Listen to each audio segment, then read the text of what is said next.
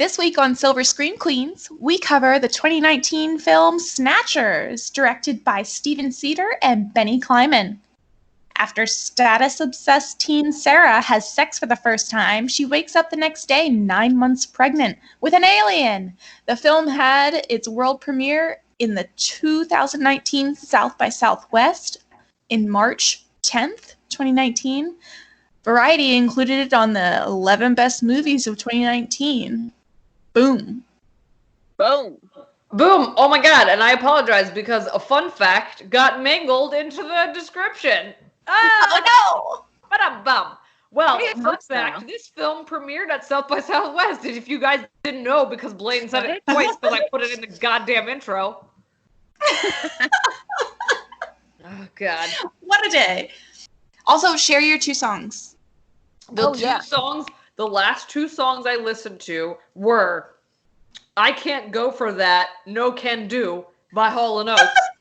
Nice. And Crazy, spelled C-R-Z-Y by Kehlani. Nice. Yes, I fucking love Kehlani. Yes. My name is Stephanie, and I'm very excited about some news that Blaine is going to tell you. Blaine. Hello. I am Blaine. And I am so pumped that tomorrow, as of this recording, I get to move into my forever home. And Stephanie, my love in life, she will be there manning the station until I get there to help with moving. So it is a family affair, and I'm so pumped. Also, my 2 songs for this week are Cocaine Hurricane by Wild Child and Rip Van Winkle by Shannon and the Clams. Every word you just uttered made me want to furiously throw my genitals at the computer. Yeah. So goddamn it. Emily. Oh my god. Okay, so my name is Emily, and I genuinely am just so fucking excited. Is my fact, like my thing for this week. Oh my god. You guys are so ready for this house. You worked so goddamn hard, and I'm so fucking excited for you to just like pull in and be like, oh, it's my house, whatever. I own it. Literally, there's nothing else to talk about because any of our victories is all of our victory. Wait, Emily, what are the 2 songs? Oh, okay. So I listened to Nothing Is Safe by Clipping, which if anyone listening is a Hamill fan, it's Daveed Diggs' band. He plays Lafayette and Thomas Jefferson, who P.S. was a giant piece of shit. So remember that. And then Life on Mars by David Bowie. I know. Oh my god. But you beautiful angel. That is amazing. And I want to say that Blaine handpicked this film. Yes. As she does every But it's to add to this running joke, like I actually did pick this film in the list from which we randomly pick films. I honestly, so this is the first time this long running joke is actually true. Blaine, you have deceived us. I just want to say that so the film we were supposed to watch was Shriek If You Know What I Did Last Friday the 13th, which is very clearly a B horror. It's clearly that's a B, not another teen movie horror film.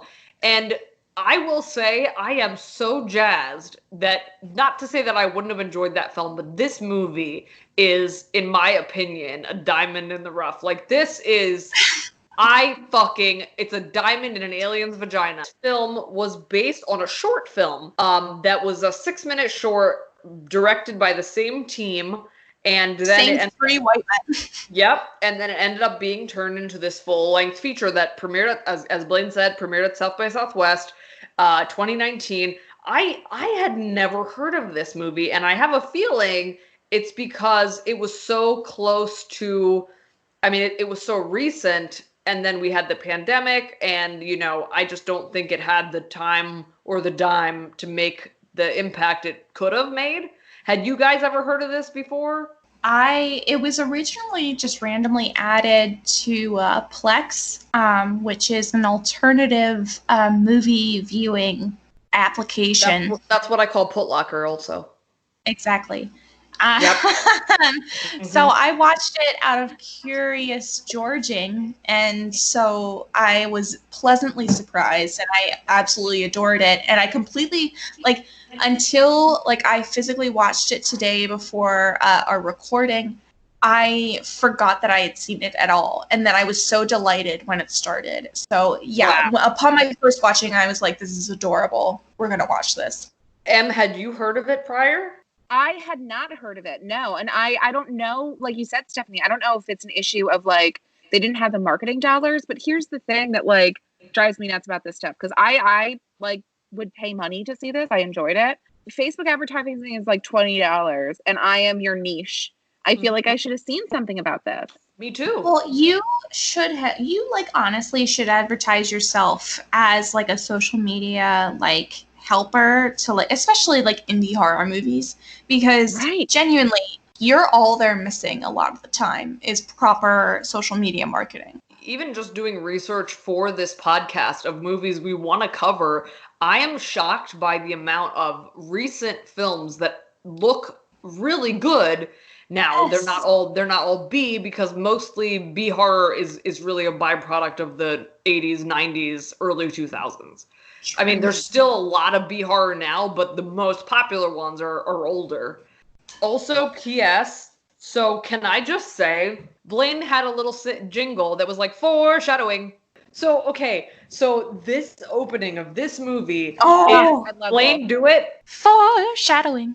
Yes, ma'am. This movie, lickety split, foreshadowing, opens up with the ancient Mayan hieroglyphics. And they show a dude with super hard schlong getting super hard on boners. Those are rock hard. Those are high school boners. They are real mad morning wood. And getting it on, and then an alien, and then in this hieroglyphic experience, you're seeing everything is foreshadowed in this opening, and we're getting a little bit of a sense of the theatricalness of this film. And we open to a girl sitting in a high school classroom, and her friends, which are very clearly the, quote, popular girls, they're talking, and the way they talk, the best way to represent this is modern Clueless. They are I'm going to get so faded, and another one's I'm going to get double faded. Oh and God. We Did see you get 151. Yeah. Oh yeah. She said, "Can I get the 151? Because I want to get really faded." There's so many nitpicky little things about this that ring true to us. I mean, we're not old, really. We can at least relate in some way to some of these things. But the funny thing is, the one girlfriend, Kiana, says to our main girl, Sarah, who we find out in the classroom, "Oh, is your D&D friend," who she's saying you had a dorky friend you played Dungeons and Dragons with, and Sarah corrects her and says it was magic, not Dungeons and Dragons. And the girl is sitting up at the front. She's super cute, and she's bashfully looking back. And we can clearly tell that Sarah has a complex. She's abandoned her friend. It's a tale as old as time, a song as old as a bitch. And yeah. Can we talk about how much Haley looks like if Rashida Jones and Maya Rudolph had a baby? Yes. That's what their daughter would look like. She is so gorgeous. I cannot handle it. Has long, dark, kind of curly hair, a little bit wavy, a little bit curly. She has glasses. She has cutest little glasses. And she just dresses cute, not unassuming. She's the nerd we all wanted to be. I have another note that is very sly, but is important to this. So this whole movie takes place in 2012. And for the kids listening, 2012 was the year originally thought to be when the Mayans thought the world would end. So during the year 2012, there was a lot of conspiracy theories and everybody was freaking out because we thought in December the world would just end. And so this movie is taking place during September, October, and that would have aligned really well with the leading up to the world just imploding. Oh my God. That's amazing. They're fucking amazing. I had no fucking clue. Yeah, I didn't put that together either. Holy Jesus Christ. shitballs.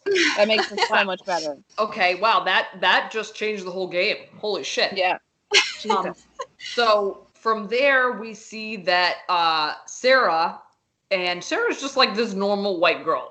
That's the best way to describe her. Yeah. Normal brown-haired white girl. Can we also just take this moment to appreciate this goddamn classroom? Oh my god, so fancy. The art everywhere they have, and also this movie is just fucking heavy on foreshadowing. As Emily said, this classroom is stunning. Beautiful. This is like, this is not any. It's like a Jewish school I went to, is what I'm going to say.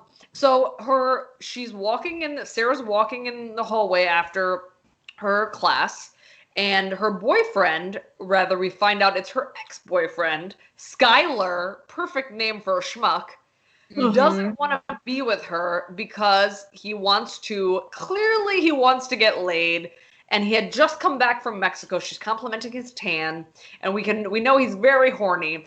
And he basically says, my priorities have changed, and checks out a girl's ass walking in the hall.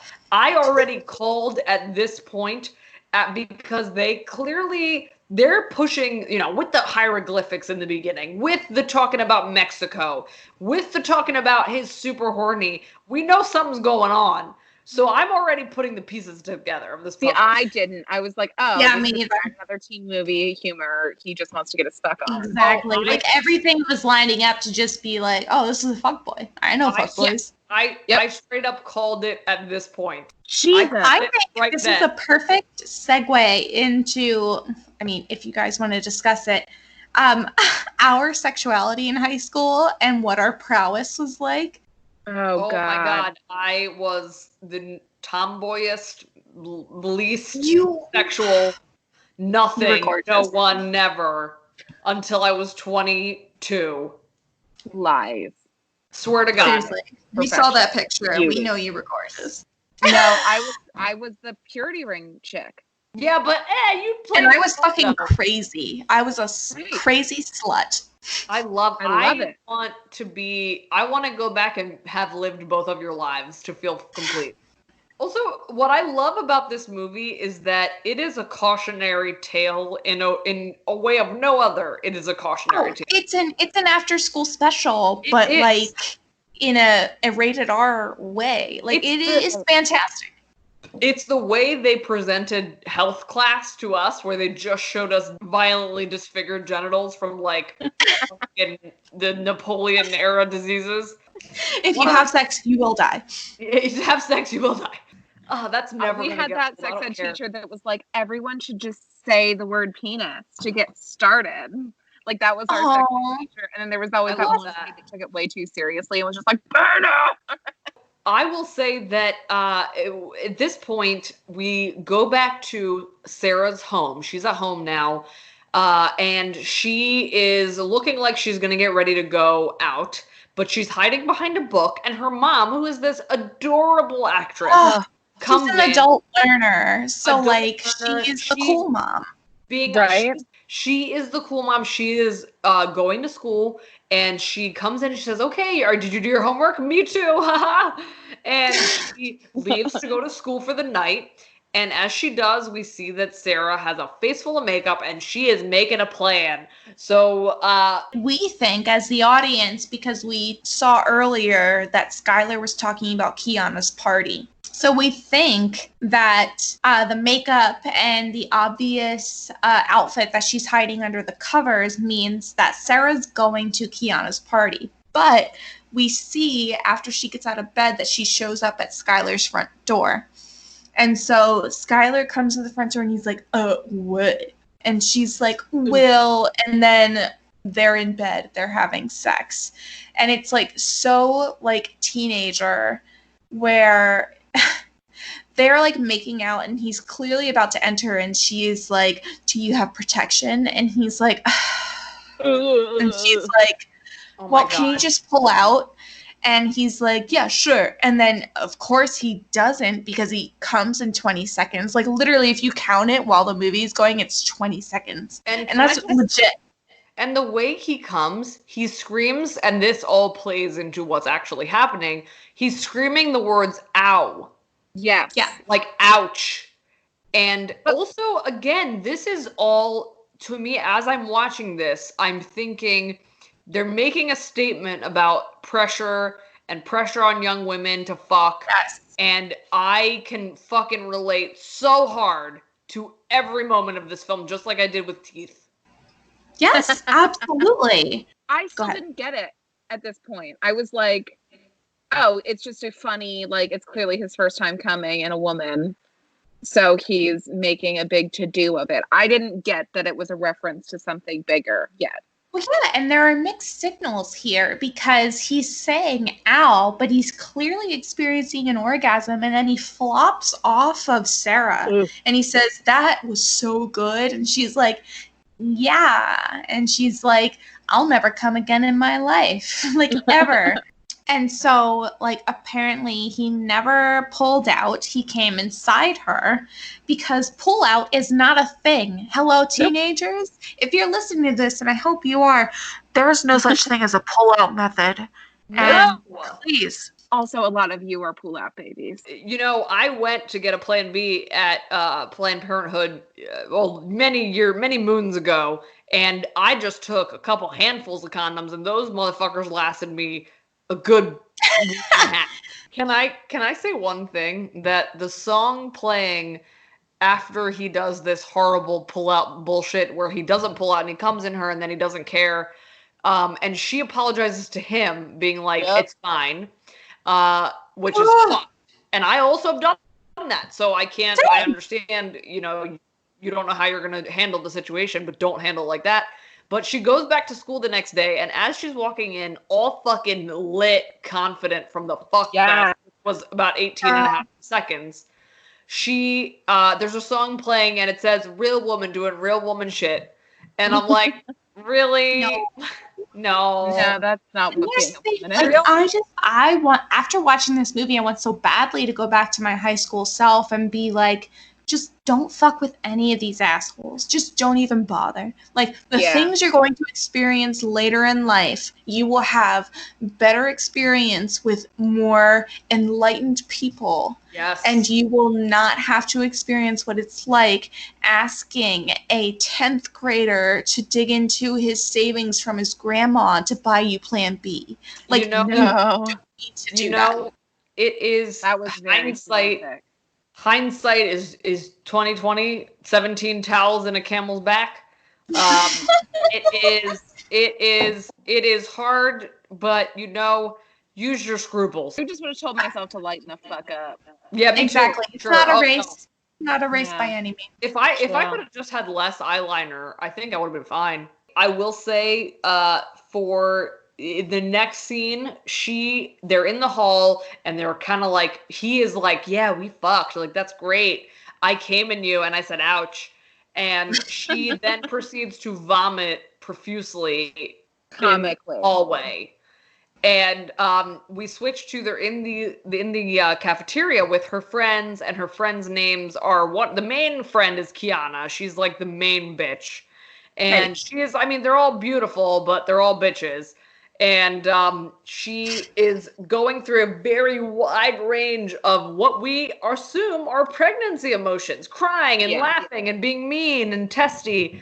So this is where I was like so excited for this movie, because I was like, Emily's going to jump in here and tell us how this is inaccurate. Emily's going to jump in here and be like, "No, actually, I'm so excited."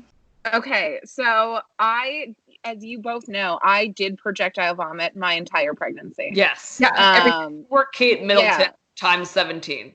Right. So for the listeners that aren't aware, I had hyperemesis, which is what Kate Middleton and Amy Schumer had and recently did a documentary about.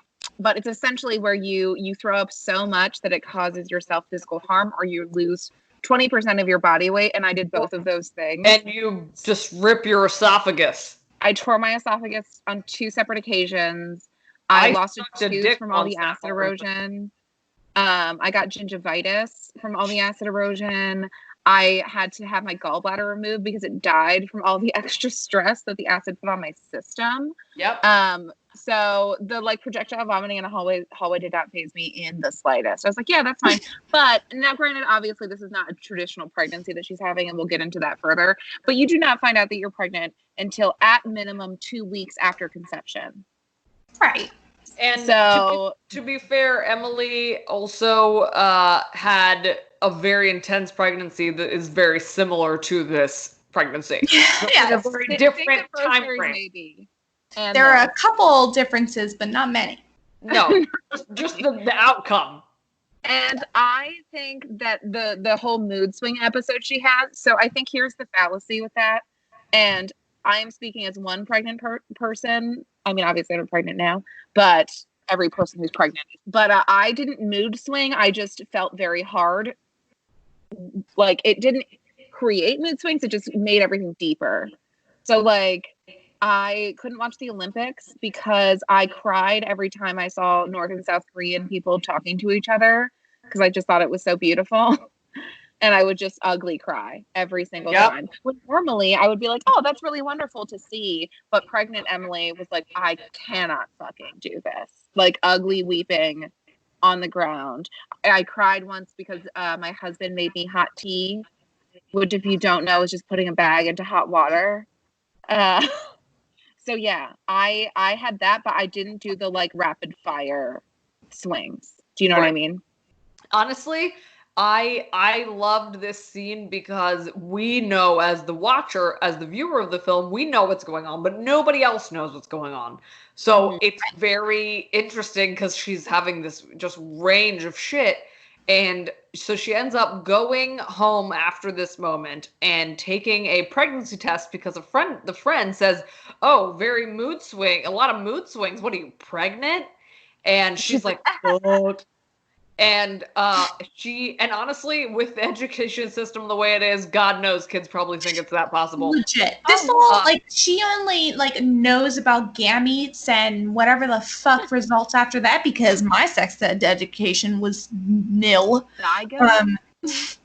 Yeah, zygotes. There are things of those. I didn't even get that. Mine was just pictures of fucking STDs. I swear to God. I only know that because I had a baby. I did not learn that until someone was like, a doctor was like, oh, here's the zygote. I was like, but where's the baby? And he's like, that's the zygote. I was like, yep, got it. Thank you. I will actually say Travis got a more fully fledged child birth / rearing education in his high school in York. Than I got in Baltimore. I did not get any of those things. They watched a video of a full birth. Oh yeah, we did. They actually had a thing where they had to take care of a baby doll. Yeah. Oh, we did that. They had a thing where they had to. I mean, they really did the gamut. And I swear to God on my life, I had a few classes that they just said don't fuck each other because it was gonna happen. Yeah. And then look at me now.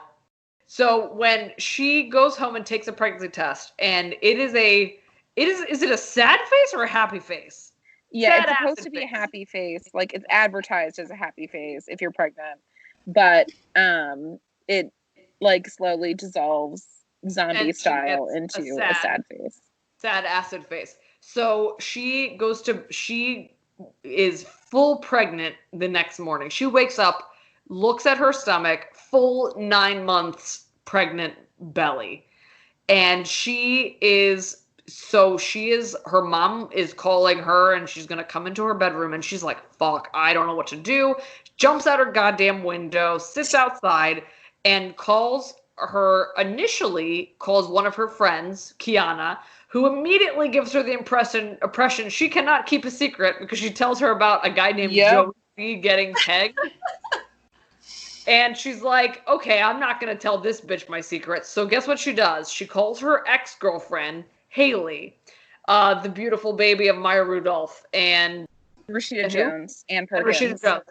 So she calls Haley and she goes to Haley's house and she basically convinces her to take her to the clinic. So she's like, the two girls are talking. She's like, number 1 priority is to not tell my mom. Number 2 priority is to keep the healthy and safe. And she's like, oh, well, if only there was somewhere that existed that would give you free gynecological care with discretion. So, I mean, smash cut too. They're at what is clearly Planned Parenthood. And there's a fucking crazy Bible thumper outside with a sign that says, life is sacred. And he's like, forgive this harlot, which, like, P.S., you can also just get ultrasounds at Planned Parenthood. So, like, not every pregnant person who goes to Planned Parenthood is getting an abortion. And even if they are, fucking mind your business.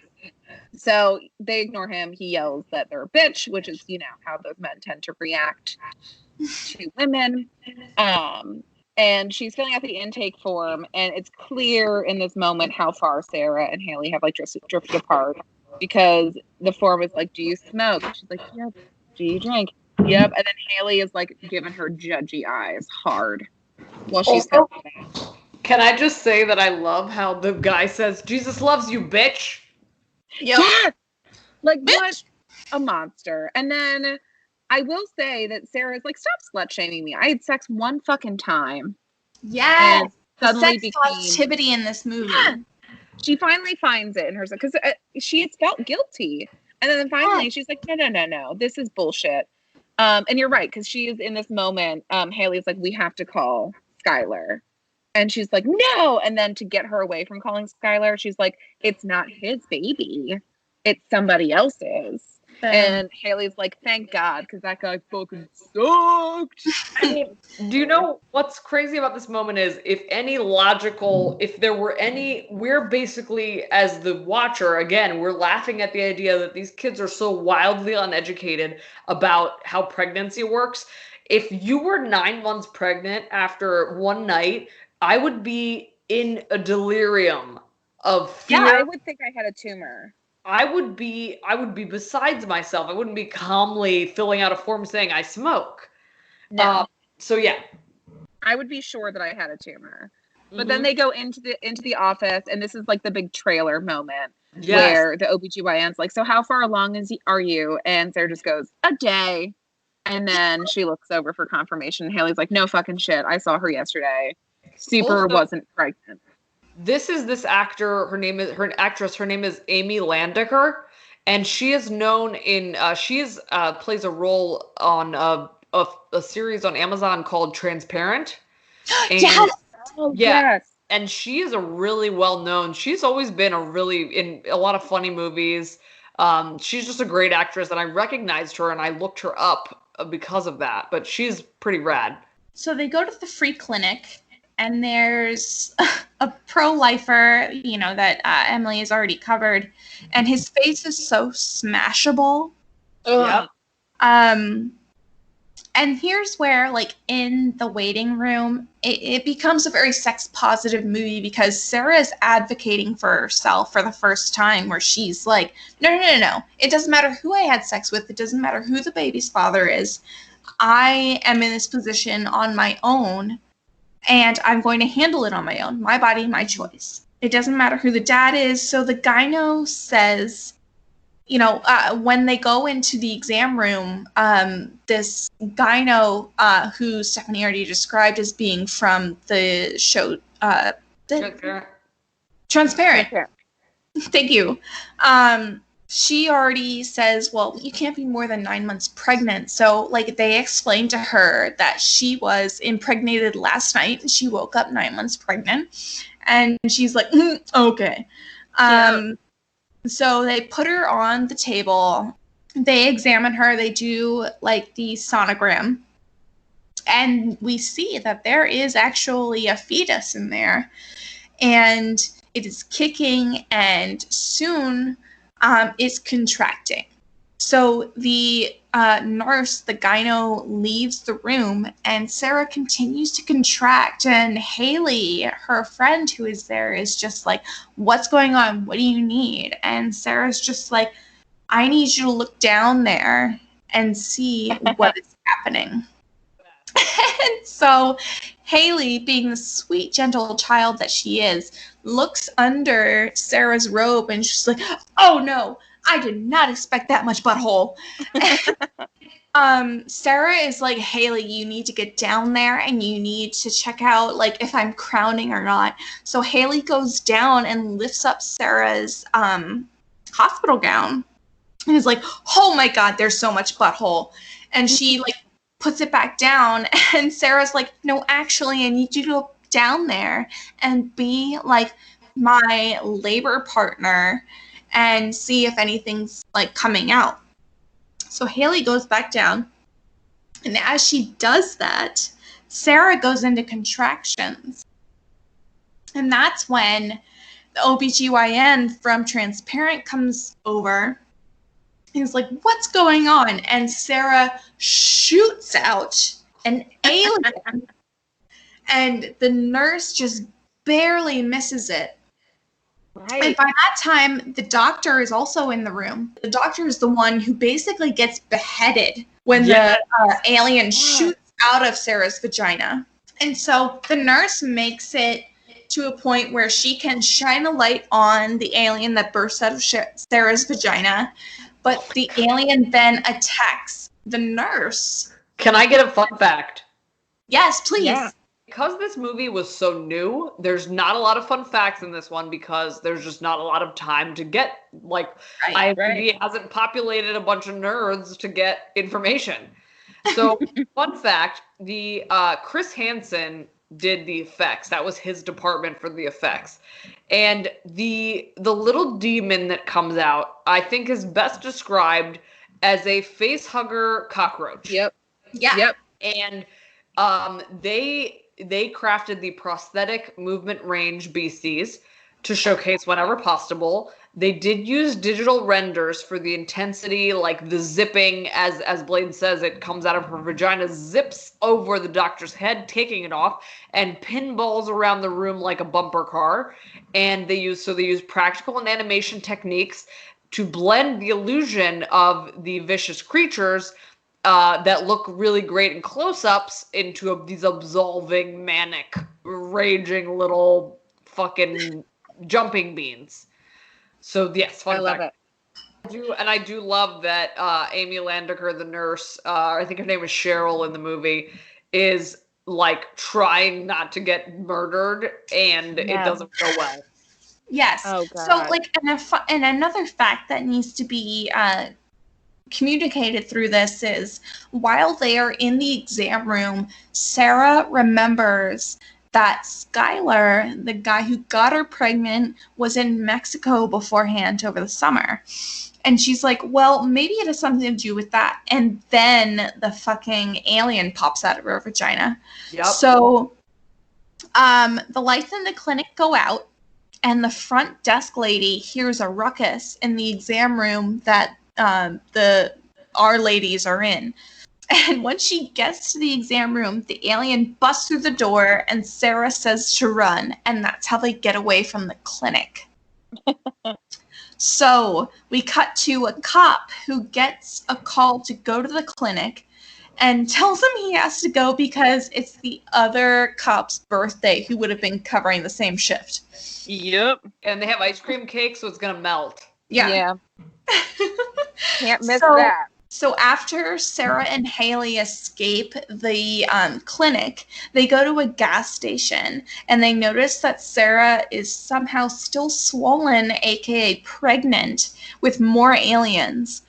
So Sarah still insists that they not go to professionals because they may tell her mom, because, of course, high school, in which case I'm just like, you know what, this is where you go wrong, parents. Like, what the fuck?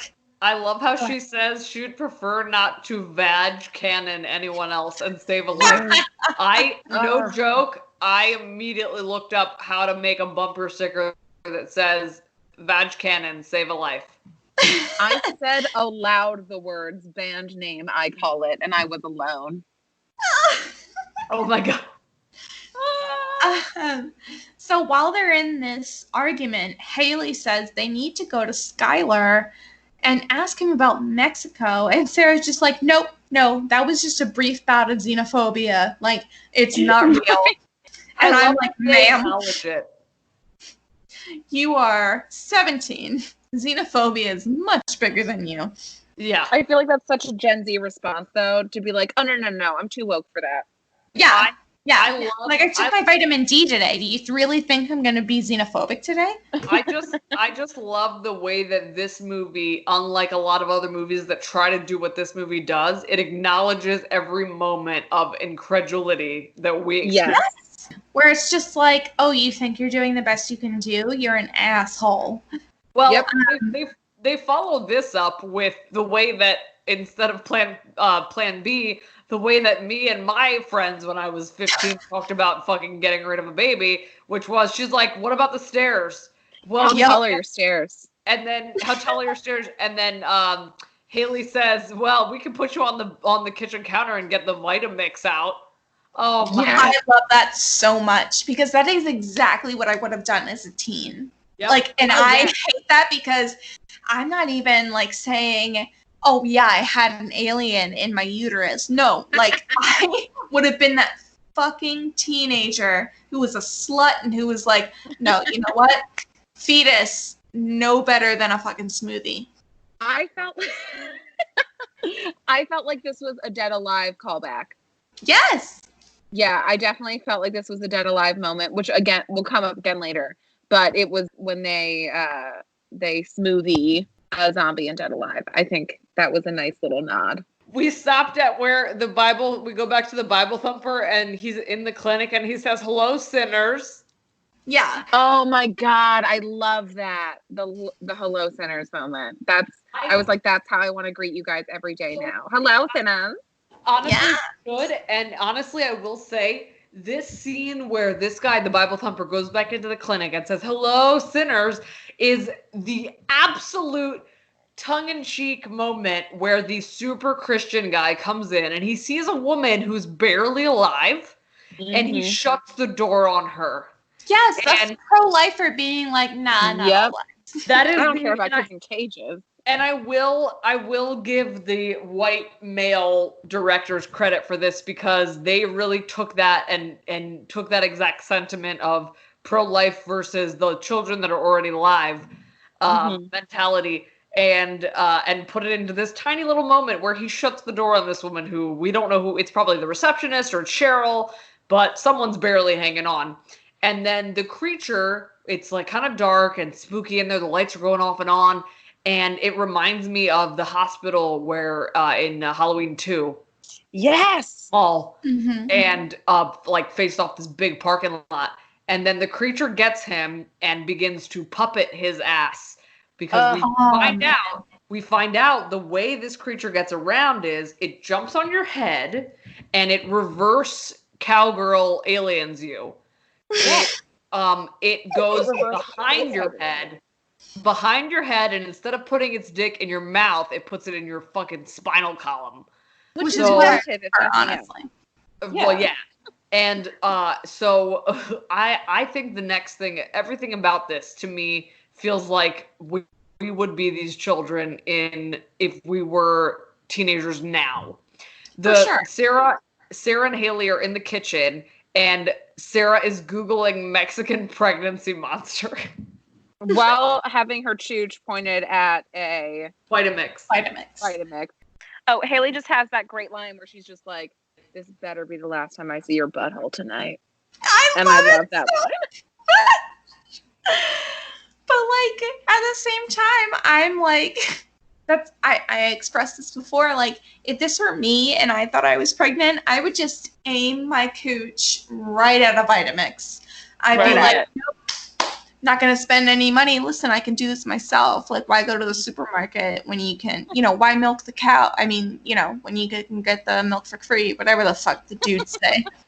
So, Sarah is on the counter waiting for this other alien to be born with Haley on the other side of the counter waiting for the other alien to shoot into the Vitamix that she has. And it doesn't happen immediately, so both women are discouraged because that's how pregnancy works. Yes. Yep. And we see that back at the clinic, the pro-lifer who was protesting whenever Sarah went in is attacked by the alien that was birthed there and is now a minion. So while Sarah is on the kitchen island waiting for this thing to be birthed, the only things she can find are Reddit threads about, Mexican beings taking over bodies and whatnot. And in this time, her cool college mom comes home, and she's like so excited to see Haley again, because Haley and Sarah were like childhood friends who hung out all the time, and Haley hasn't been around a lot. So like the mom is just like, oh my God, I miss you so much. And they do this whole back and forth where like Haley is trying to spin the mom around so that Sarah can move around the island and get her pregnant belly away from mom. And then they just go back and forth, and it's just like, all right, who's on first? So they end up pausing, and Mom and Haley are talking, and Mom says she doesn't recognize Sarah anymore. She says Sarah's head is up her ass, and then she leaves. Basically praising Haley this entire time. Is like, you've got your head on your shoulders, Sarah doesn't, and I don't know what to do about her. Bye. That's the way you want to hear your mom talk about you. Right. I hate my kid. Can you fix it? Yeah, this is not new. So they end up going to Sarah's room so that Sarah can better prepare for the night ahead. And Sarah makes a direct reference to Juno, and she's like, no, I'm not Junoing around town for the rest of the night. And I'm like, thank you, because this movie is Juno meets Alien. Yep. Straight Alien Juno. Yes. So Haley says, who would have all the answers about this? Dave. And that's all we know about Dave, is that he has answers. So we know that he is older than them, and that's all we know until we come back to them after we cut to the clinic. And the cop, Ruiz, calls for an ambulance and a coroner. So then we see that Haley and Sarah are driving to see Dave. They don't see that the pro-lifer has been possessed by the alien, and he's up behind their car. This is fantastic. This movie just does such an incredible job, and I'm really surprised that these directors haven't done anything else at this point. I mean, granted, this is their first feature, I believe, but the way that they they really do a great job at making this funny and scary at the same time. Yes. The way this scene works is that as the girls are driving, they're in a residential neighborhood, so there's a lot of stop signs. So every time they stop, they see the puppeted Bible thumper with the alien on his head running up to them at each stop sign. And we have the close-up of her shoe hitting the brake.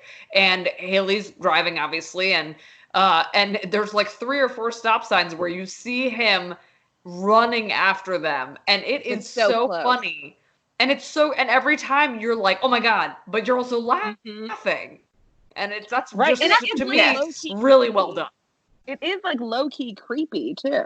It is. And I mean, they used a lot of tactics from a lot of different horror genres, like a lot of different horror films and a lot of different directors, and they just did a great job. And in the last part where they get to the last stop sign, the Bible thumper actually jumps at the car, and you think, my first thought was, okay, he made contact, he's holding onto the bumper. But actually what happened was he jumped and grabbed the license plate and pulled it off. Mm-hmm. Then this is the part where they get to Sunbeam Farms. Yes. We also see the pro-lifer.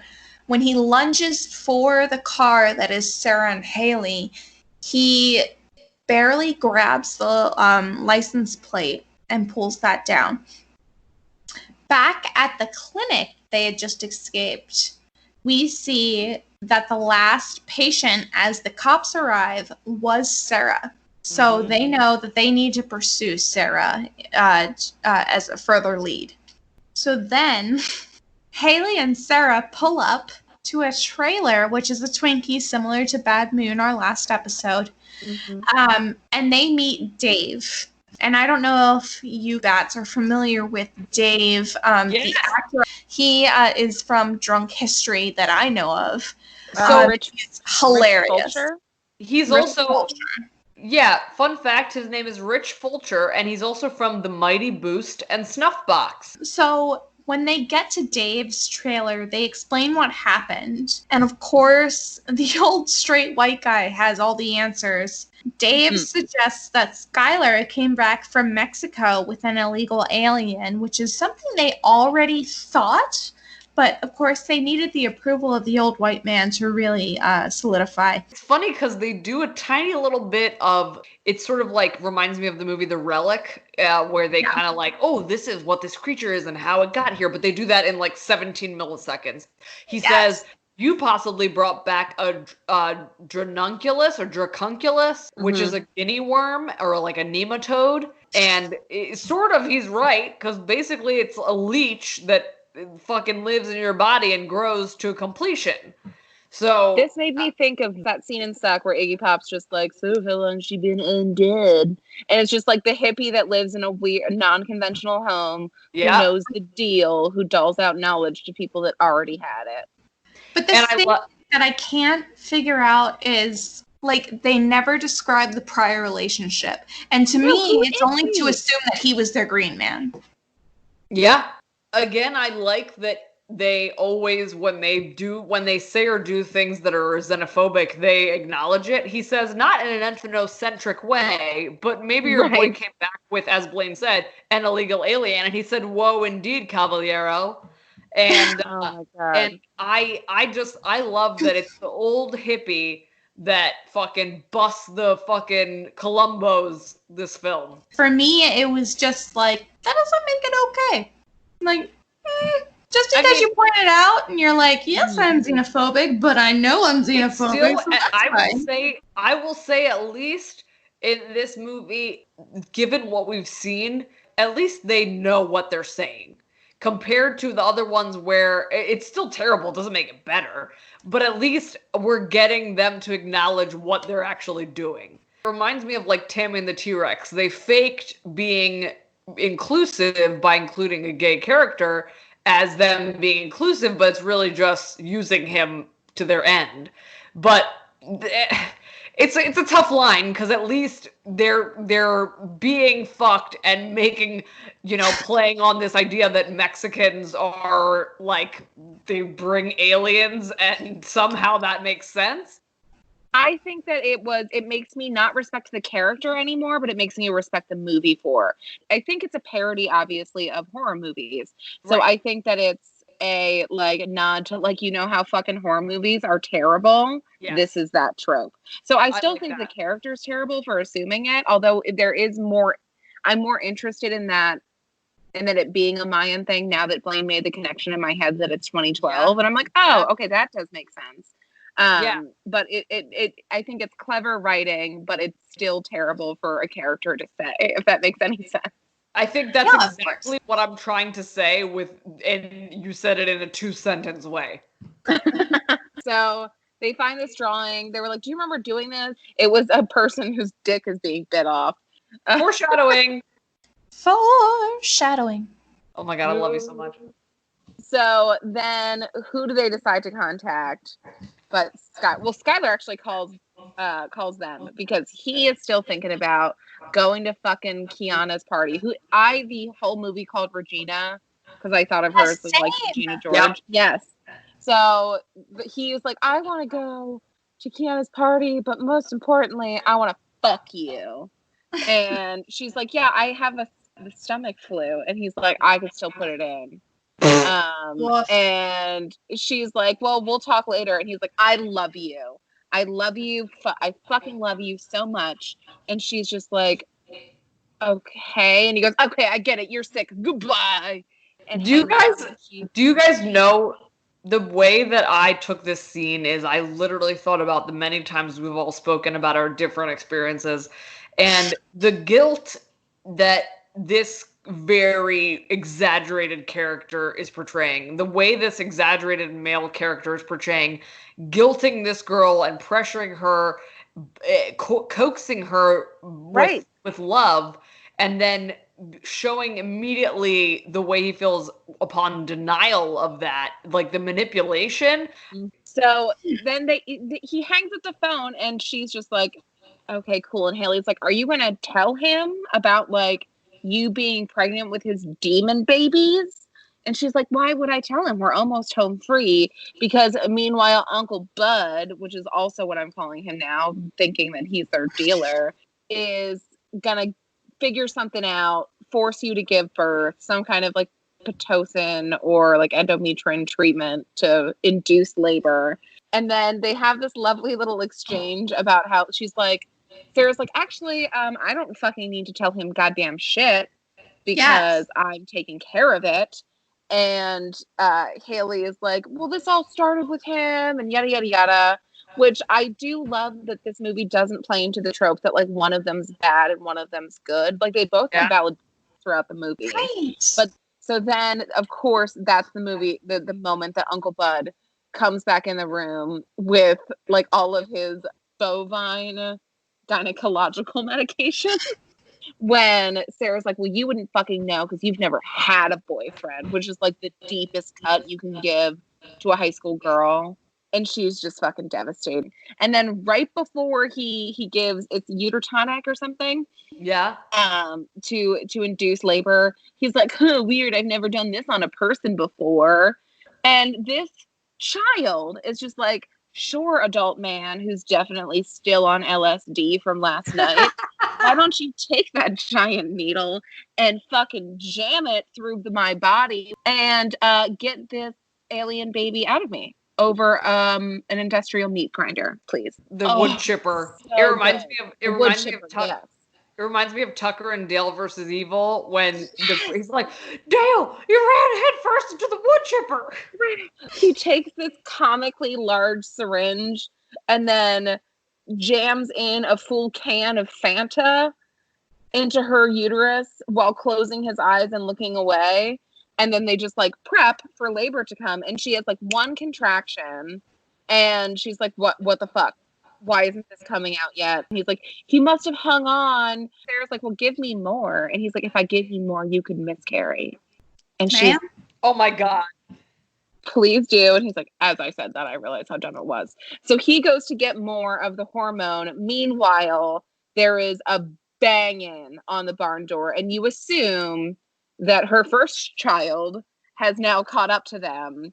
But no, it's the idiot cop stumbles in and you find out that Haley's parents had low-jacked her car and tracked her to a barn in the middle of nowhere at her weed dealer's house. So probably sent the cops over. And also at this point, you see that she is the emergency contact on Sarah's form for Planned Parenthood. And her license plate matched the license plate that they found in the street, which the first alien had thrown into the street.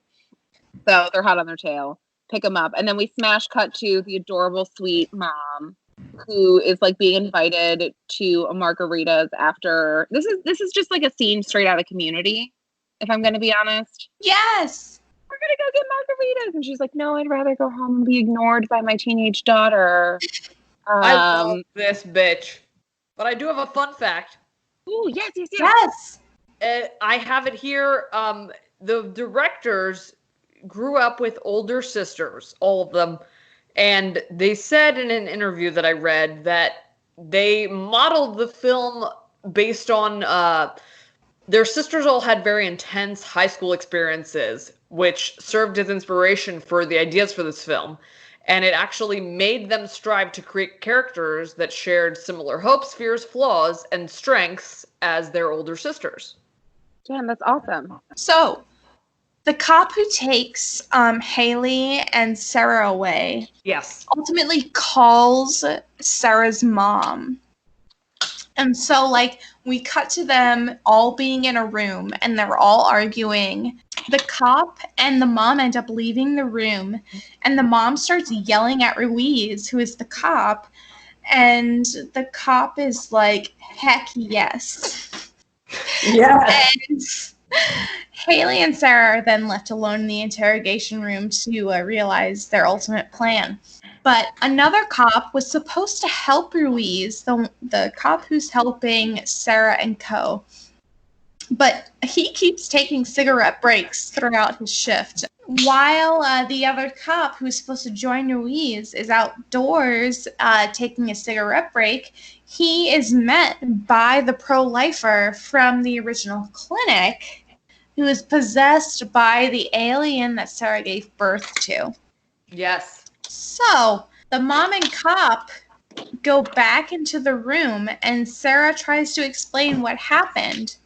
But it starts another argument, and then mom tells everyone to get out of the room, and then they have a classic teen and mom fight where it's like, I used to be where you are, and the teen is like, you don't know what I've been through. So I love that. And then while they're in their free-form fight, they hear a scream. And it turns out the cop who went outside for a cigarette break before helping Sarah and Co. was attacked by the pro-lifer. Dude. And as the doors open for the pro-lifer, all the cops are rendered useless within the precinct and the bullpen. Oh my God. And so all the cops try to shoot down the pro-lifer. Can I say the thing to me that was the funniest part of this whole goddamn movie? The pro-lifer Bubble Thumper walks in to the police precinct. Everybody just stares at him because he has a fucking alien puppeting his goddamn body attached to his head. And the main, like, I guess what we're assuming is like the captain says, "Sir, are you aware there's a lobster on your neck?" And this is the commercial that Long John Silver's never got to make. And it is pure. And I just want to say that as what Blaine was getting to before I interrupted was the cops get their guns out to shoot. And rather than shooting the creature, they blew the fuck out of the man. Exactly. Because there's no evidence at this point that having the creature attached to you kills you at all. No. Right. No. You actually could be okay. If right. the just goes away, you just got a cut on your neck and you're okay. So, yeah. And from there, an entire manhunt ensues because they killed the man and not the alien. Oh my God. So this fat fuck, right? He sees his friend, and by friend, I mean the random dude who was smoking outside, get blown up by this. And then they've like shot Lobster Man 1,000 times. And by the time he gets up, the alien has already left the body. And he's leaning over it, and you see little face hugger alien in the back creeping up on the ceiling and fucking yeets right onto his fucking neck, takes over this fat fuck jabroni, and all chaos breaks loose. And meanwhile, there's that fucking cop, useless cop that's supposed to be helping. His name is Ruiz. We covered this. However, he's like, go lock yourself in a cell that has bars and not walls. That'll be helpful. They do that, and who's in the fucking cell but fucking Uncle Bud taking a shit? Fucking Uncle Bud. Dave is just pooping constantly. So he's like, I've been thinking about your firstborn, right? And maybe your secondborn's not being born because it's waiting for its sibling. And what do babies need? Nourishment from their mother. And she's like, it wants to fucking breastfeed. And he's like, no. It wants to eat you like a sandwich. Damn. And we already know this alien's not friendly, to say the least. So that's not exactly what you want to hear. Because I genuinely at this point thought that this was going to be like a funny movie about this girl who has like a murderous alien as like an adoring child. I thought it was going to pivot to be a story about like the alien would see her and be like, oh, and like want to go to school with her. There. Right. Of course it is. But then like it still is murderous rampages. So she's got like herself hydrate. I thought that was going to be it. But no, I was wrong, folks. Let me tell you that. So they have to get the fuck away. And they also have figured out that, like using sonar, the babies can call to one another. So she's essentially low-jacked by this other baby. And also it's their goal in life to be united. So she's got to get the fuck out as soon as possible. So they go to leave. And of course, they run into Ruiz. And they have the mom and Ruiz have this like super flirty moment. And you're like, oh, this is cute. Like they're definitely going to end up together. And then the alien yeets onto his face and then makes him stab himself in the eyeball with a pen. And it doesn't seem to be going well. Okay, so evidence room. So at this point, they are attempting to use severed hands, severed cops' hands, bodies and hands attached to people that are not yet severed.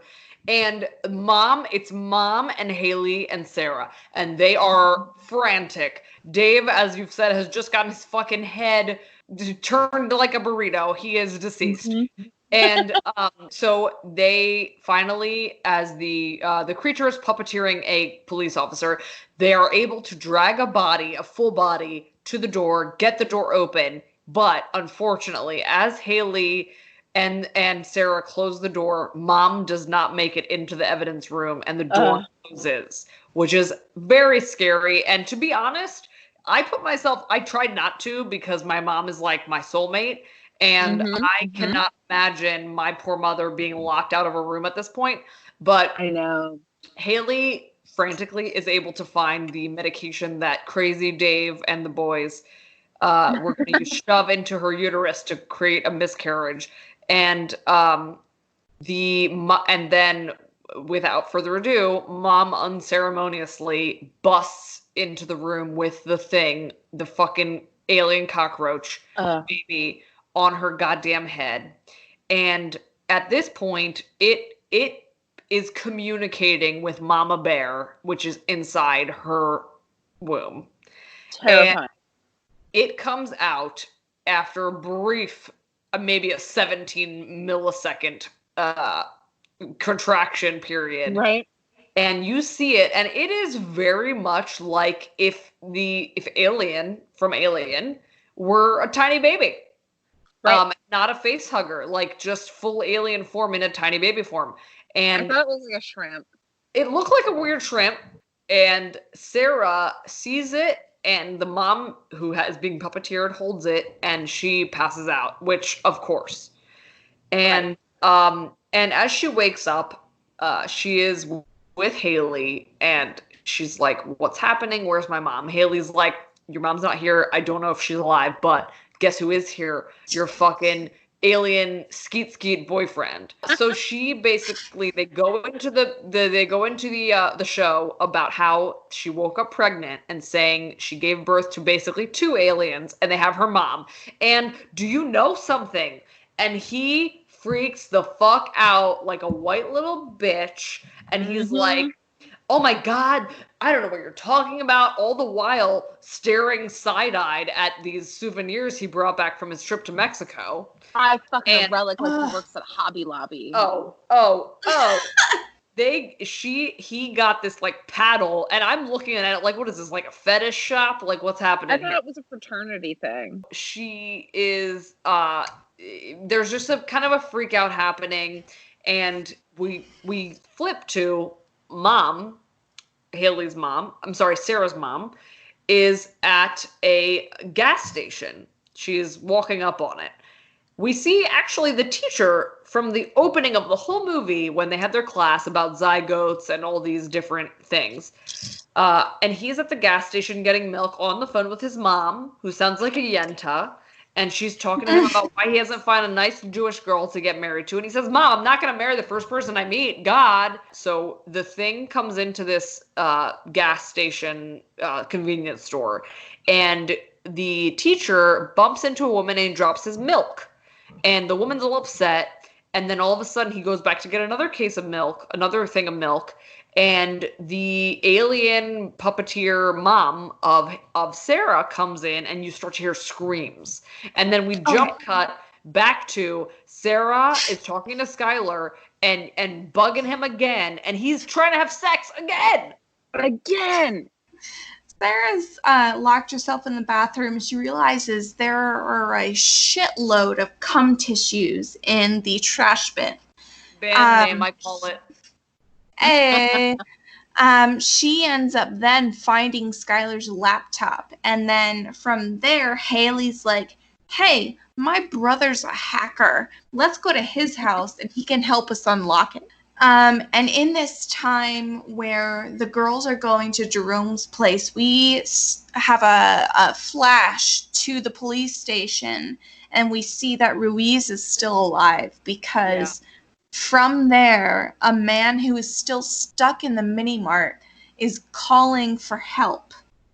So Ruiz picks that phone call up and is like, oh, hey, shit's happening at the mini-mart.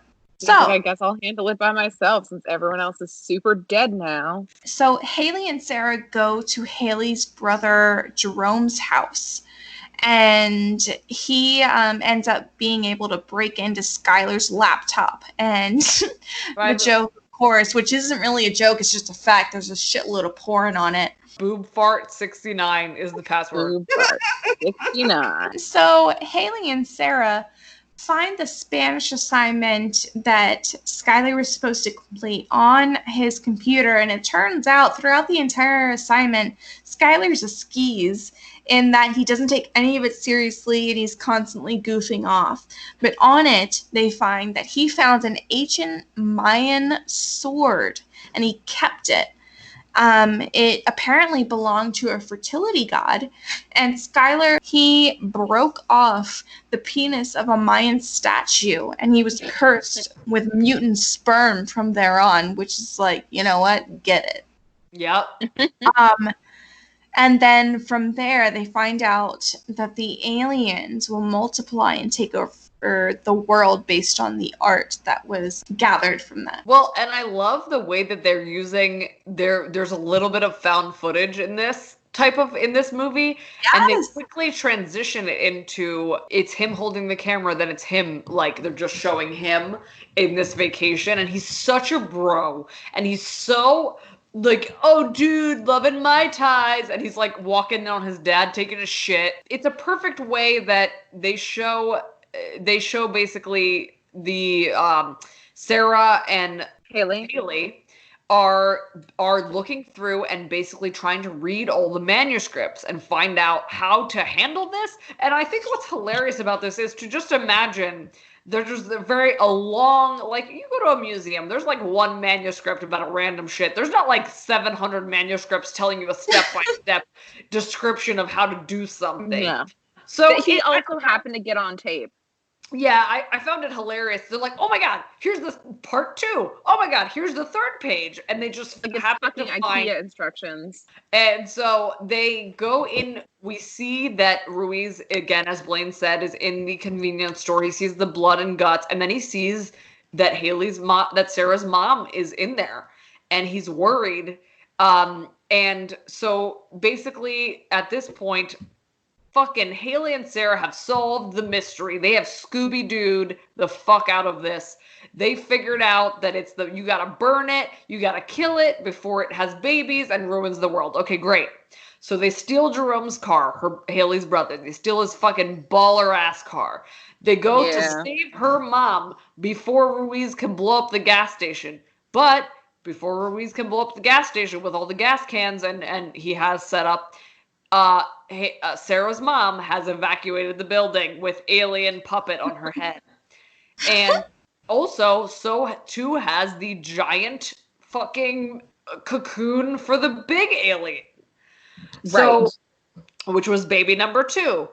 And so Kiana, we switch then to the party, the big party. Kiana, who's like the popular girl, is trying to text Skylar because all of her friends are getting hooked up with. And she is like desperate. So she texts Skylar eggplant, peach, water emoji. Damn. And it is clear what she wants. So as the girls, we get Sarah and Haley, they go to the gas station where Mom once was and Ruiz once was.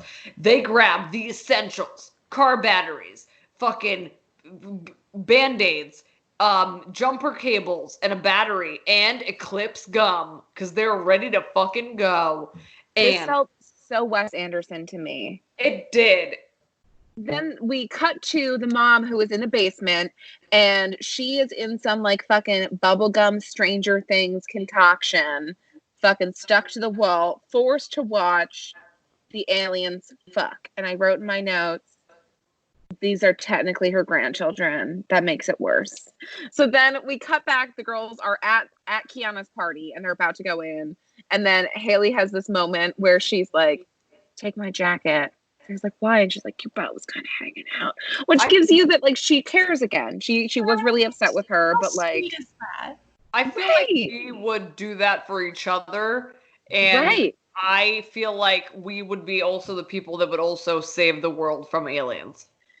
So like record screeches, everyone stares at them, and Sarah decides that the truth is the best option, and she's like, aliens, and everyone's like, okay. And mind you, she's also like in a hospital gown.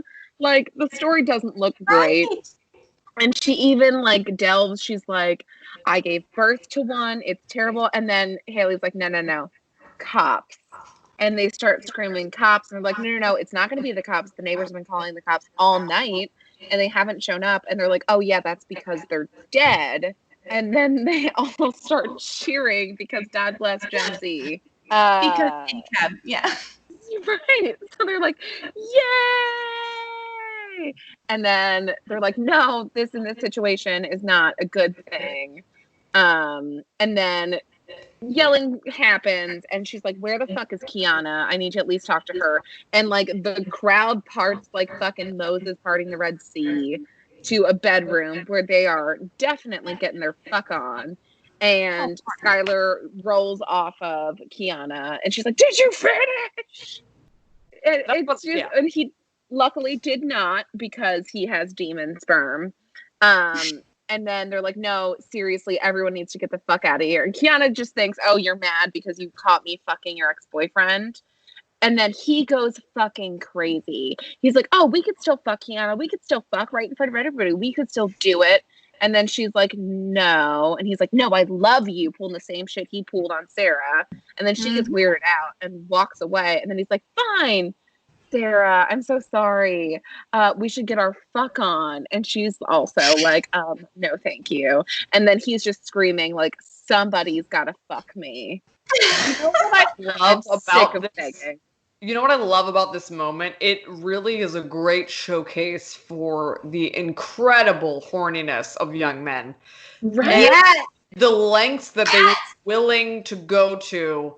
And it is almost, I will say, this actor, you know, he didn't really have to experiment with a very broad range of acting skills in this role, per se. But he did a great job at shakingly, angrily expressing how his penis deserves satisfaction. Right. You wanna jizz, do it on your own time, but we got a world to save, baby. He's going fucking crazy, and then who pops in but her firstborn alien, and fucking neck hugs Kiana at her own party, which is so rude, because like she's the host. Not polite.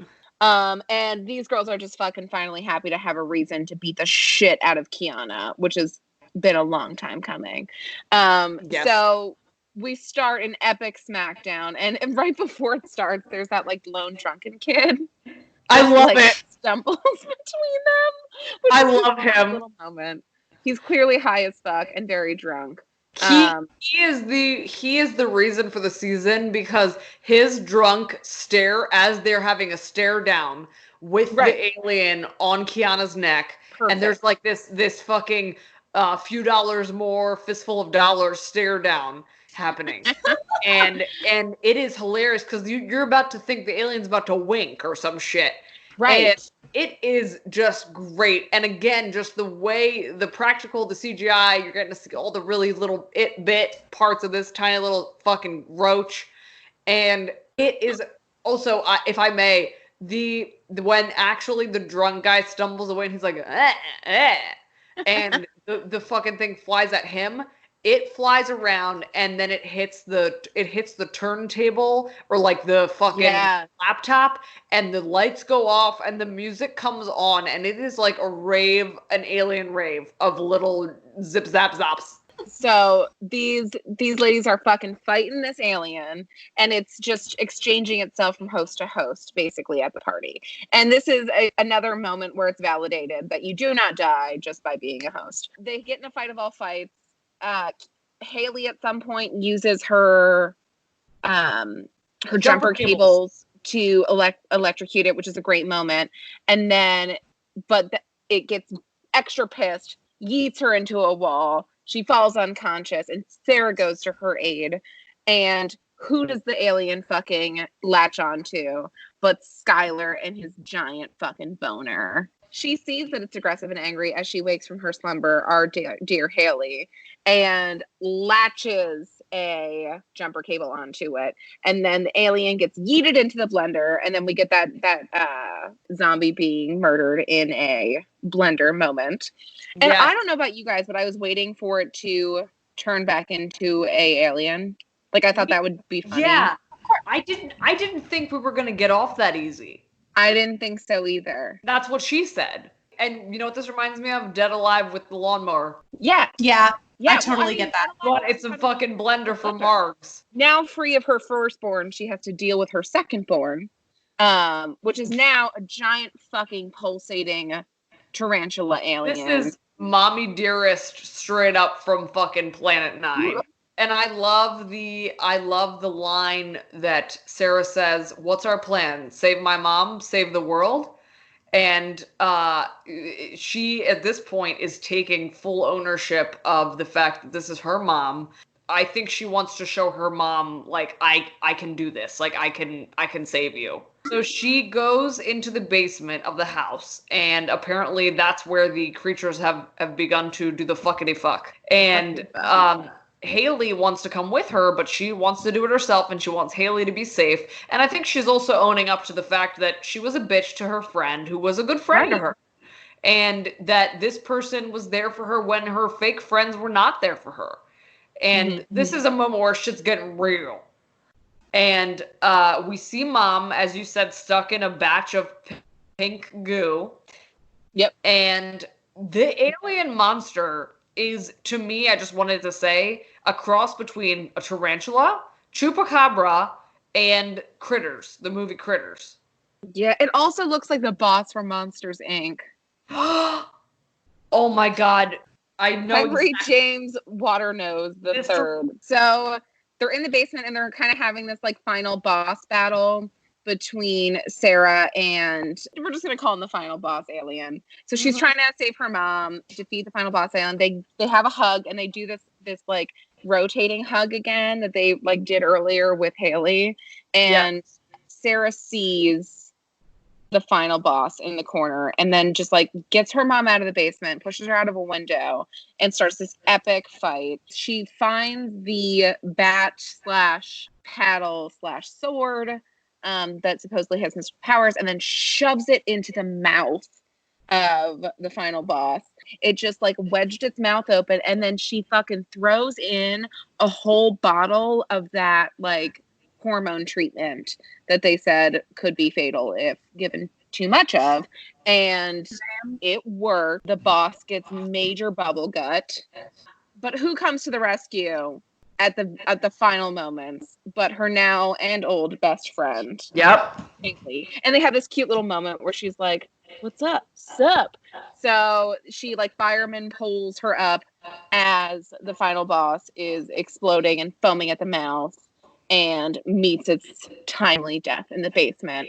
And then we cut to Kiana, because this has all happened in her basement while her parents are out of town, being like, "Daddy, no, don't come back. Take a week, take a month, never come back from vacation," because I love there's aliens in her basement. I love this end scene so much because it's the penultimate final party scene of every single story. Every story wraps up in 7 seconds.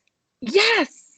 So the truck pulls up with the helpful cop. We see the teacher making out with the new love of his life that he met in the convenience store and dropped milk on her while telling his mom that he would never find love. The cop goes back to the mom and they like roll away together into the sunset. And by sunset, I mean ambulance. The girls are like, oh, they do like a cute little joke about how, oh, this is what high school's parties are like. And Sarah's like, oh, usually the monsters are much bigger. Also, and then they hug. I want to say that I love that this movie lets you have that.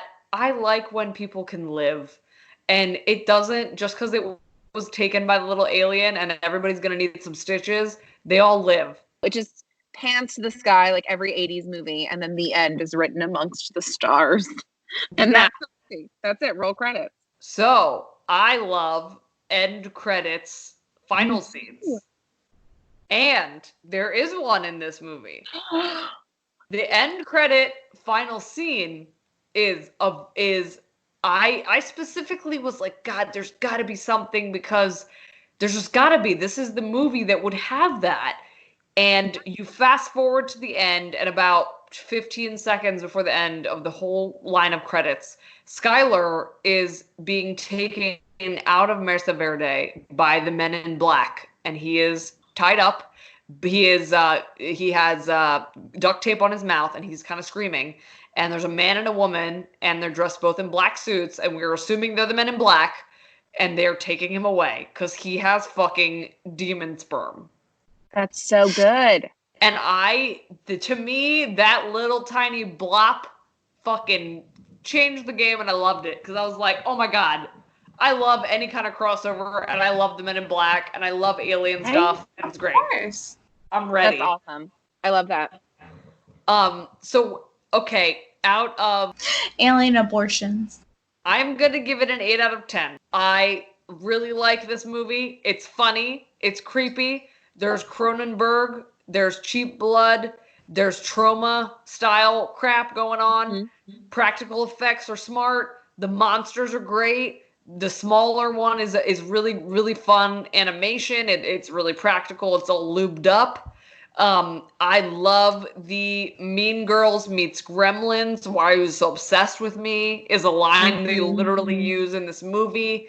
I would watch this movie again. I have already recommended this movie to other people. It's a really great example of what Not Another Teen Movie and all these kind of movies that are making fun of teen culture and anything in general are missing. And it's better than there are a lot of movies that take the straight lore of any kind of other culture and they just use that, and that's their blanket, that's the plot. It's just this tribe and they have this thing and it infected them and that's it. This is, in a way, makes it approachable and smart, and it's talking about other important issues, and I just really enjoyed it. So I'm going to give it 8 out of 10. I also give it an 8. I loved it. I mean, I would have gotten a higher score. I wasn't scared, obviously. But it did have creepy moments. It had that moment with the Bible thumper following the car that was pretty creepy. It had a sad moment when the mom got locked on the other side of the door. I do lack some of that mythology that I love, although they did do a pretty good job of explaining at least why the curse was from the boyfriend, from Skylar. But I want to know more about, I wish that it would have been more clear that it was a 2012 thing, I guess. You know what I mean? Because that would have changed how I watched it. And that, if it was just a headline on a newspaper that they showed in the beginning of 2012, is the world really going to end? But I liked it. It was a good time. It wasn't, if someone's like, I want to watch a horror movie, this wouldn't be my first suggestion because I don't think it's necessarily strictly a horror movie. But if someone was over and it wasn't the end of the world and they were like, hey, you want to throw something on TV? I'd be like, oh, this is fun. You should watch this. You'd enjoy it. Right. So yeah. 8 out of 10 alien abortions. So I will also give it an 8 out of 10 alien abortions. But this is the first match we've all had. I know. This is across the board. Wow. Like, beautiful score. I will say this movie does depict the fear that the average teen has toward their caretaker about sex and sexual activity. It depicted the general mentality of the average teenager about sexuality. I think it is a fantastic look into how broken our sex ed system is in the US. It really contains the various conversations we should be having around sex ed. And it's a beauty that this movie comes from the end of being comedic, in that it really loosens you up. No matter what age, no matter what demographic you're coming from, it really makes it seem like, oh yeah, I experienced that. Or, oh yeah, I should have learned that, but I didn't. I really appreciate that this movie really centers the woman's experience as a teen, as a pregnant teen, and what exactly, this is very much hyperbole, what the average woman is experiencing in high school in terms of hormones, in terms of changes. And we get to see firsthand in this movie, every little change that we experienced when we were in junior high and high school, whether it be our emotions, whether it be our physiological makeup, how that is expressed and how that is viewed by our peers. This gives a lot of insight, and I'm really grateful for this movie. I love it so much. It passes the Bechdel test. It has a lot of diversity. Not enough diversity to make me super happy, but it definitely has diversity. And it is women-centric, so I can't complain about that. Yeah, and I think, too, that it also is a story of friendship. It's a story of, there's just so many angles, and I will say, coming from 3 white men, you know what? You didn't do too bad. You didn't do too bad. And I think that I would be curious to see what else comes out of these directors and these writers. But I would love to even see the follow-up to this, that is the story of, the Men in Black taking this guy away and what happened there. And as Emily says, I'd love a little bit more origin story. Like, what's going on? What happened here? We got these hieroglyphics. What does that mean?